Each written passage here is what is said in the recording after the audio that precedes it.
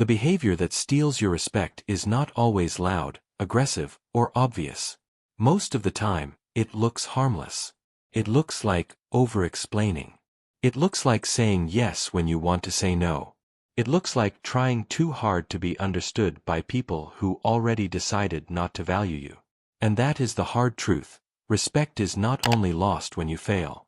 It is often lost when you abandon your own center just to keep others comfortable. The moment you start betraying your own clarity for approval, your presence changes. People feel it. Life feels it.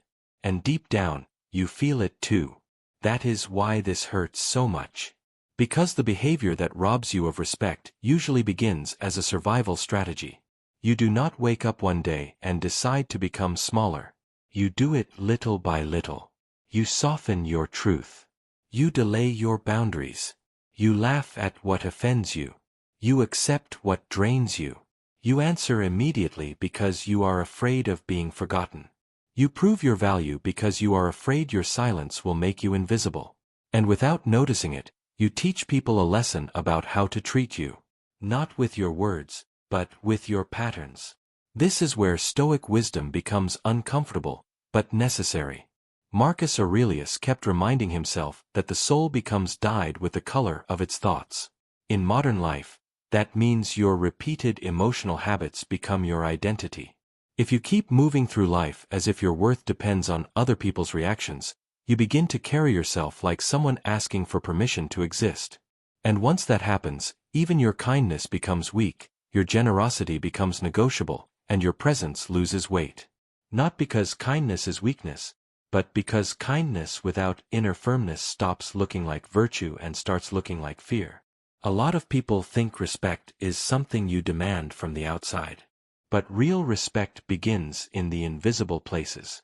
It begins in the way you speak to yourself after disappointment. It begins in the way you hold your posture when someone misunderstands you. It begins in the moment you realize that not every accusation deserves a defense, not every distance deserves panic, and not every rejection deserves self-abandonment. This is the shift. This is where your life starts changing. The day you stop asking, "How do I make them value me?" and start asking, "Why am I acting like I have no value unless they approve?" That question changes everything. Because once you ask it honestly, you begin to see how many of your behaviors were never expressions of love, but expressions of fear. Fear of conflict. Fear of loss. Fear of being alone. Fear of not being enough. And fear has a way of disguising itself as goodness. It tells you that staying silent is maturity, when really it is self-erasure. It tells you that always being available is loyalty, when really it is desperation. It tells you that tolerating disrespect is peace, when really it is the slow destruction of your dignity. Seneca warned that we suffer more in imagination than in reality. And one of the greatest forms of imagined suffering is this: the belief that if you disappoint others, you will lose everything. So you keep bending. You keep adjusting. You keep shrinking. But what you often lose first is not them. It is yourself. And when you lose yourself, people notice something before you do. They notice that you are willing to carry the burden of keeping everything smooth, even if it costs you your peace. They notice that you will explain again and again, hoping to be treated fairly. They notice that you fear disapproval. And the world rarely respects what looks emotionally dependent on acceptance. This does not mean becoming cold. It does not mean becoming rude, distant, or arrogant. Stoicism was never about hardening the heart until nothing touches it. It was about building an inner life so stable that what touches you does not control you. There is a difference. A huge difference. The answer is not to become cruel. The answer is to become clear. Clear about what you allow. Clear about what deserves your energy. Clear about what is yours to carry and what belongs to other people. Respect grows around clarity because clarity signals self-possession. It tells the world, this person cannot be manipulated by guilt, urgency, or emotional pressure. And that kind of presence is rare. Most people are not destroyed by one dramatic mistake. They are slowly weakened by repeated self-betrayal. By saying, "It's okay," when it is not okay. By pretending not to care when they are deeply hurt. By chasing conversations that already ended. By seeking closure from people committed to confusion. By trying to appear endlessly understanding, endlessly patient, endlessly forgiving, while inside they are collapsing. There is nothing noble about becoming a safe place for everyone while being a stranger to yourself. Epictetus taught that some things are within our control, and some are not. This sounds simple until life tests you emotionally. Because one of the hardest things to accept is that other people's respect cannot be forced. You cannot beg for it, perform for it, explain your way into it, or suffer enough to earn it. You can only become the kind of person whose actions are aligned, whose boundaries are real, and whose peace is not for sale. That is the beginning of self-respect. And strangely, it is often the beginning of receiving more respect from others too. The behavior that steals your respect is the habit of moving against yourself. Read that again in your own mind. The habit of moving against yourself. Every time your spirit says no, but your mouth says yes. Every time your intuition tells you to step back, but your fear tells you to chase. Every time your values call for silence, but your insecurity pushes you to explain. Every time you know something is beneath your dignity, but you accept it because you do not want to lose connection. That split weakens you. Not in appearance, but in essence. And when your essence weakens, your words stop carrying force. Your presence stops carrying authority. Even your love stops carrying truth. This is why inner discipline matters so much. Not discipline as punishment. Discipline as alignment. Discipline as the ability to remain loyal to what is right, even when your emotions are begging for immediate relief. The Stoics understood that the untrained mind becomes a servant to impulse. And one of the most destructive impulses is the need to be validated right now. Right now, understood. Right now, chosen. Right now, reassured. But a life ruled by that hunger becomes unstable. You start reacting to every silence, every delay, every shift in tone, every moment of uncertainty. And when your emotional state depends on things outside your control, your center becomes fragile. A fragile center creates behavior that others may use, overlook, or dismiss. That is painful, but it is not hopeless. Because what was learned can be unlearned. What was repeated can be interrupted. What was tolerated can end today. You do not need to become someone else. You need to return to the part of you that already knows what peace feels like when it is not bargaining for love. You need to return to the version of you that does not confuse availability with worth, over-explanation with honesty, and self-sacrifice with virtue. There is a calmer self inside you, and that self does not need to perform dignity. It simply lives from it. If this reflection is speaking directly to something you have been carrying, take a moment to subscribe to the channel and leave a like. And if a certain sentence hit deeper than you expected, stay with that feeling, because sometimes the truth that stings first is the truth that frees you later. The deepest trap is thinking respect is mostly about how others see you. But before the world sees you, you are already seeing yourself. Before someone crosses your boundary, you often cross it first in your own mind. Before someone dismisses your worth, you may have already doubted it. This is not blame. This is responsibility. And responsibility is powerful because it gives you something that blame never gives you: a way forward. So the question is no longer, why did people stop respecting me? The deeper question is, where did I stop respecting myself in small, repeated ways? That is not an easy question, but it is a liberating one. Because once you see the pattern, you can break the pattern. And the first break does not need to be dramatic. It can be quiet. It can be internal. It can be the decision to stop explaining your every move. It can be the decision to let silence do some of the work. It can be the decision to disappoint people who only liked the version of you that had no boundaries. It can be the decision to sit with temporary discomfort instead of running back to familiar disrespect. That is strength. Real strength. Not noise. Not force. Not domination. Self-command. And self-command changes the energy of your whole life. When you stop leaking your power through approval-seeking behavior, something settles inside you.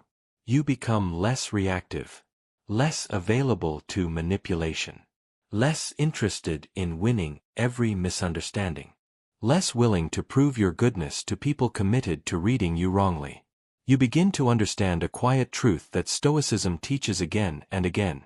Peace does not come from controlling people. It comes from no longer being controlled by your need for them to validate your reality. That is where respect begins to return. Not all at once. Not like a performance.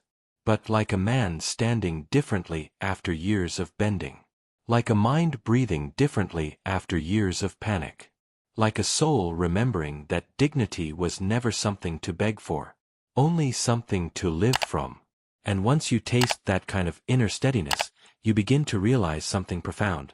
The behavior that stole your respect was never just what you did in front of others. It was what you kept doing against your own spirit when no one was looking. That is where the change must begin. Changing this behavior does not begin the day other people suddenly understand you.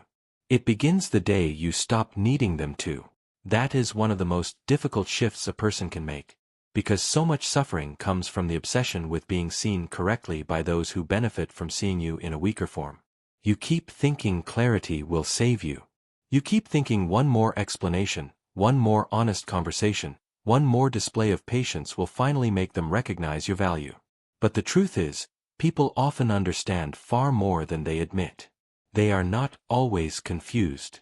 Sometimes they are simply comfortable with a version of you that asks for less, tolerates more, and never forces them to confront their own behavior.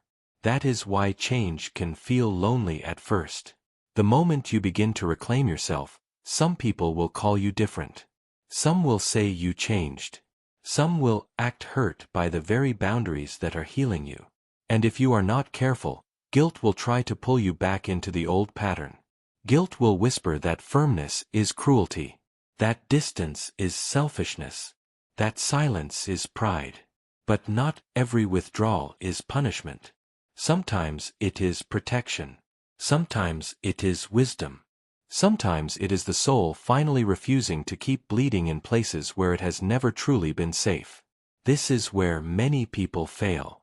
Not because they do not understand the truth, but because they cannot tolerate the discomfort that comes with living it. It is easy to hear a powerful reflection. It is harder to practice it when your phone is silent, when someone is cold, when a relationship changes, when your boundaries create tension, when the old version of you wants to come back just to make everything feel familiar again. But the Stoics never measured strength by what sounded wise in a quiet room. They measured it by what remained steady when emotions became loud. And this is your real test. Can you stay rooted when someone withdraws approval? Can you remain calm when you are misunderstood? Can you choose dignity over immediate relief? Can you stop chasing the comfort of being liked at the cost of being internally divided? Because that is what this is really about. Not image. Not performance. Alignment. The end of that inner war where one part of you knows the truth, while another part keeps acting against it to avoid discomfort. The end of saying yes with resentment. The end of showing up with exhaustion. The end of presenting peace on the outside while carrying chaos on the inside. A person cannot feel powerful while constantly abandoning themselves in secret. And maybe that is exactly what has been exhausting you. Not the world. Not people. Not pressure alone. But the constant tension of knowing better and still acting from fear. That kind of tension drains the spirit. It makes simple interactions heavy. It makes rest feel incomplete. It makes relationships confusing. Because when you keep overriding your own instincts, you lose trust in yourself. And when self-trust weakens, every decision becomes harder. Every silence feels threatening. Every delay feels personal. Every shift in someone's energy feels like danger. You become hyper-aware, emotionally overactive, and deeply tired. Not because you are weak, but because you have been living too far away from your own truth. Self-respect restores energy because it removes inner contradiction. The moment you stop forcing yourself to maintain dynamics that cost too much, your nervous system begins to breathe differently. The moment you accept that not every relationship can be saved without self-betrayal, your mind becomes clearer. The moment you stop worshipping harmony at the expense of honesty, something powerful returns to your voice. You start speaking less, but meaning more. You start reacting less, but seeing more. You start needing less external reassurance because your inner world is no longer collapsing every time life becomes uncertain. Marcus Aurelius wrote to himself constantly because he understood something profound: the mind drifts unless it is trained. And most people today are being pulled in 1,000 directions by reactions, expectations, insecurities, impulses, and emotional noise. They do not pause long enough to ask, what kind of behavior am I rehearsing every day? Because whatever you rehearse, you become. If you rehearse people-pleasing, you become easier to manipulate. If you rehearse over-explaining, you become dependent on being understood. If you rehearse abandoning your standards to avoid discomfort, you become disconnected from your own authority. But if you rehearse calm, honesty, restraint, and self-command, little by little, your presence changes.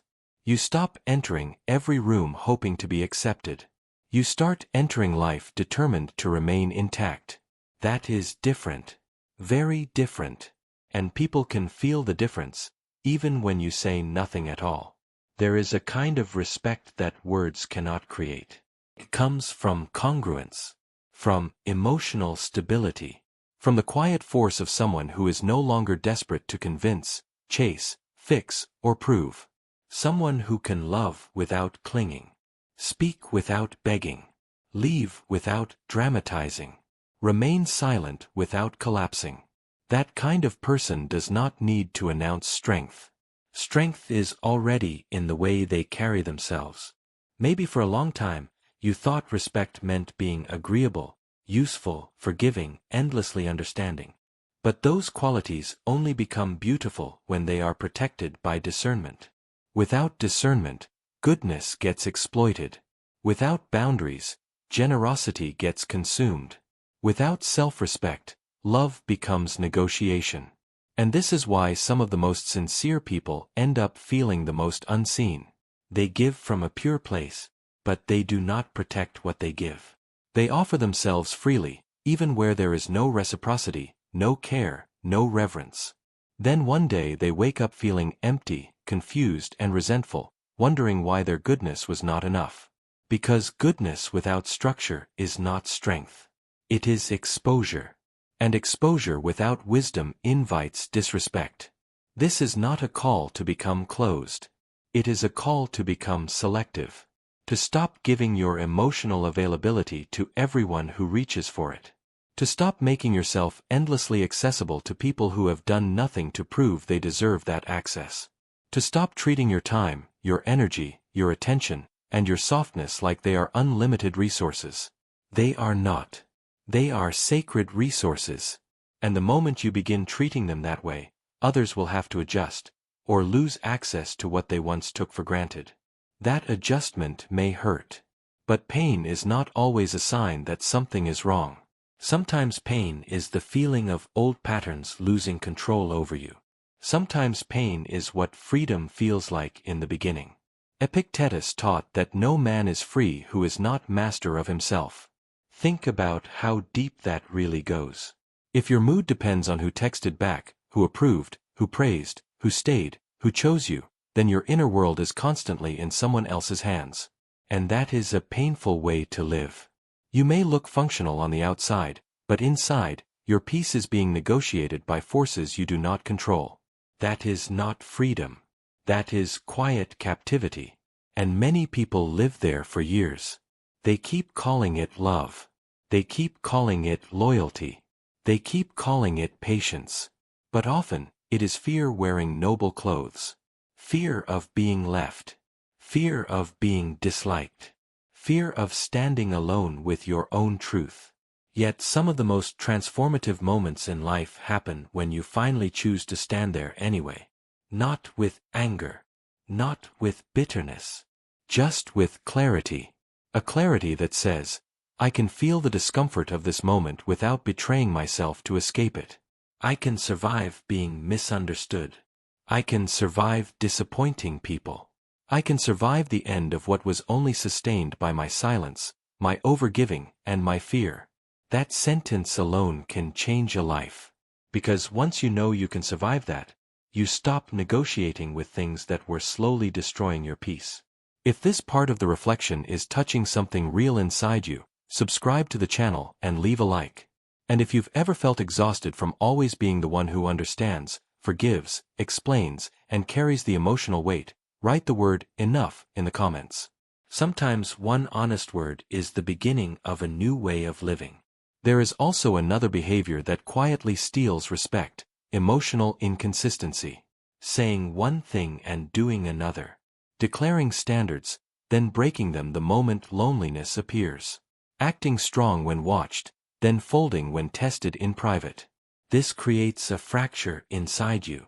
Not because you are imperfect, but because your own mind starts doubting your leadership. It starts asking, can I trust myself to protect my peace when it matters? And if your answer keeps becoming no, confidence begins to disappear. Confidence is not built by affirmations alone. It is built by evidence. Evidence that you can keep your word to yourself. Evidence that you can feel emotion without obeying every emotion. Evidence that you can endure temporary discomfort without making permanent compromises.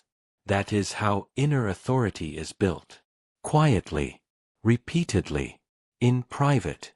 In the moments no one applauds. In the pauses where you choose not to send the message. Not to explain again. Not to return where your dignity was already discounted.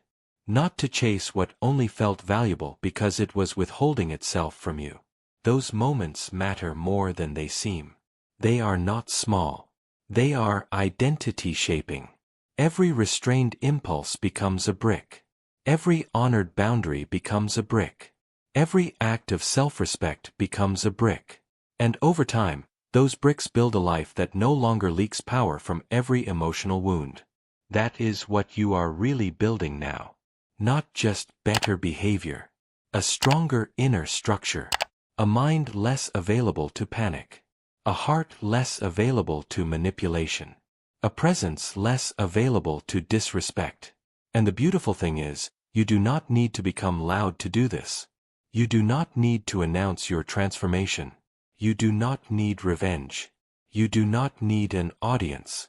Some of the most powerful change happens in silence, in the invisible decision to stop living in ways that make you easier to dismiss.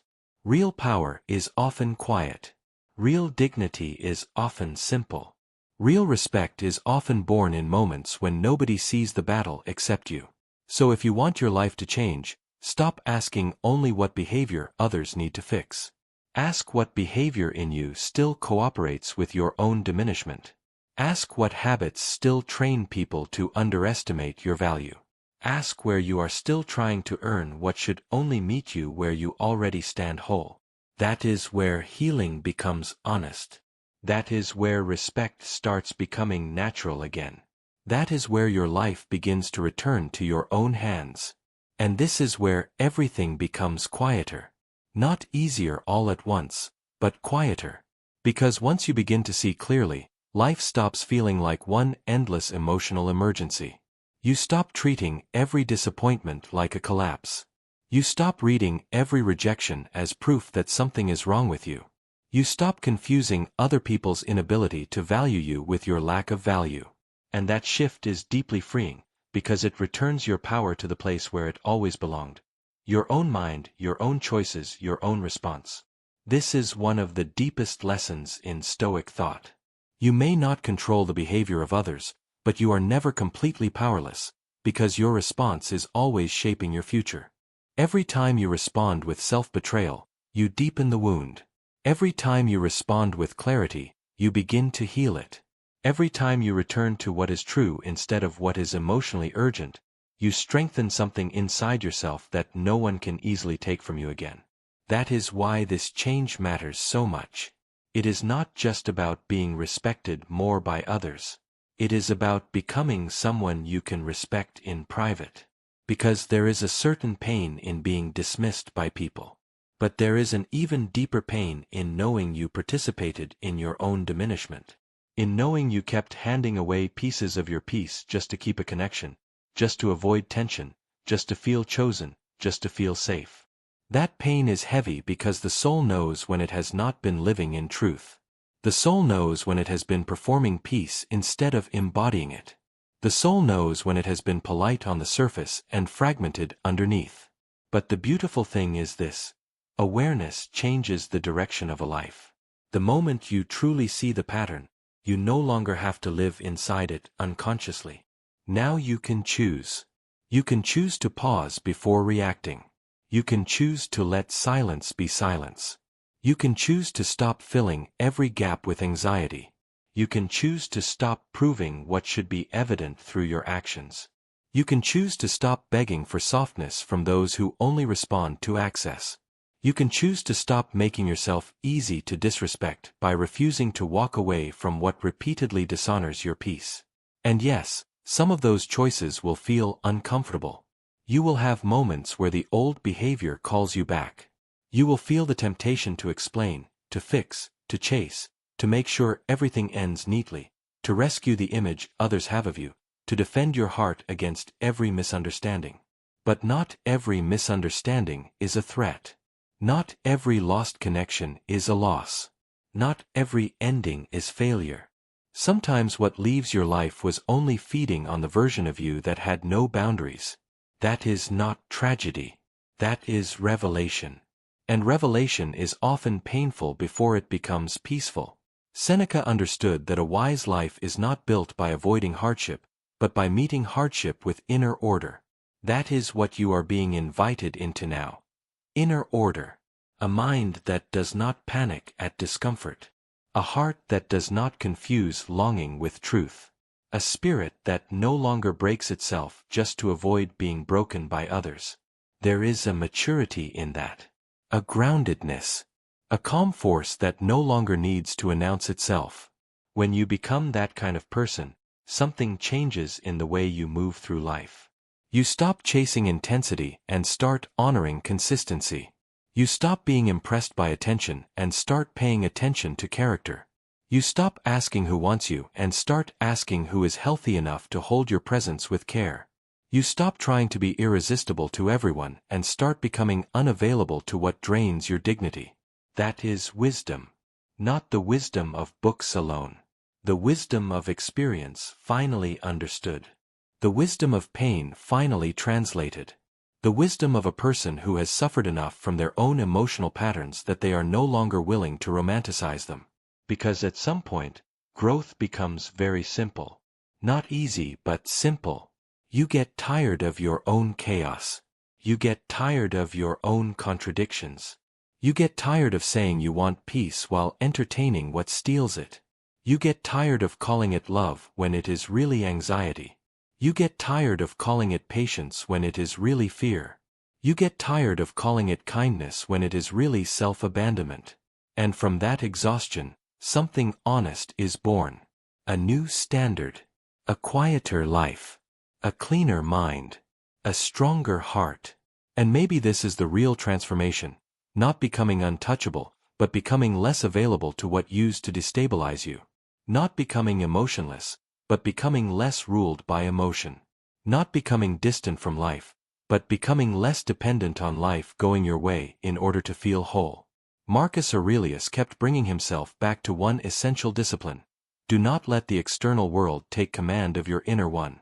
That is the work. Every day. In small moments. In ordinary moments. When someone disappoints you. When someone ignores you. When someone underestimates you. When life does not reward you immediately for your growth.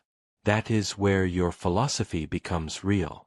Not in what you say you believe, but in what governs you when reality becomes uncomfortable. And that is why this reflection is not really about them. It is about you. About the self you are becoming. About the way you will carry yourself from this day forward. About whether your life will continue being shaped by fear of losing people, or by the peace that comes from no longer being willing to lose yourself. That is the real decision. And once that decision is made, even imperfectly, your whole world begins to change. You become slower to react. Slower to hand out access. Slower to surrender your center. Faster to notice misalignment. Faster to honor your own intuition. Faster to walk away from what repeatedly asks you to be smaller than you are. Not with anger. Not with revenge. Just with the kind of calm that says, I finally understand what my peace costs, and I am no longer willing to pay for connection with my dignity. That sentence alone can protect a life. If this reflection stayed with you until this moment, subscribe to the channel, leave a like, and if you want, write in the comments the word respect. Not for anyone else, but as a quiet promise to yourself. A reminder that from this day on, your peace, your clarity, and your dignity are no longer negotiable. And now, let this final truth settle deeply inside you. Respect is not stolen in one moment. It is usually surrendered in small moments. In the extra explanation. In the delayed boundary. In the forced yes. In the silence that betrays your truth. In the return to what already hurt you. In the habit of choosing temporary comfort over lasting self-respect. But if it is surrendered in small moments, it can also be rebuilt in small moments. In the pause before reacting. In the courage to disappoint. In the refusal to chase. In the decision to say less and mean more. In the discipline of staying loyal to your values when your emotions want immediate relief. In the quiet understanding that not everyone deserves your energy, your softness, your access, or your defense. This is how respect returns. Not as performance. Not as image. But as alignment. And once you live in alignment, something inside you becomes still. You no longer need to force your presence. You no longer need to convince people of your worth. You no longer need to fear every change in tone, every silence, every distance, every opinion. Because your worth is no longer hanging from the unstable hands of the external world. It is rooted deeper now. In character. In discipline. In self-command. In truth. That is real power. Quiet power. Lasting power. Maybe the true turning point in life is not when people finally start respecting you. Maybe it is when you stop living in ways that make self-disrespect feel normal. Maybe it is when your inner life becomes so honest that peace no longer has to be performed. Maybe it is when you finally understand that dignity grows every time you refuse to abandon yourself. And maybe the real victory was never in controlling how others see you, but in learning to control how you respond to everything they do. Because in the end, the deepest respect you will ever receive is the one that comes from being able to look at your own life, your own mind, your own choices, and know that you did not betray yourself just to be accepted. That kind of peace is rare. That kind of clarity is earned. And that kind of strength stays with you long after the noise of the world fades away.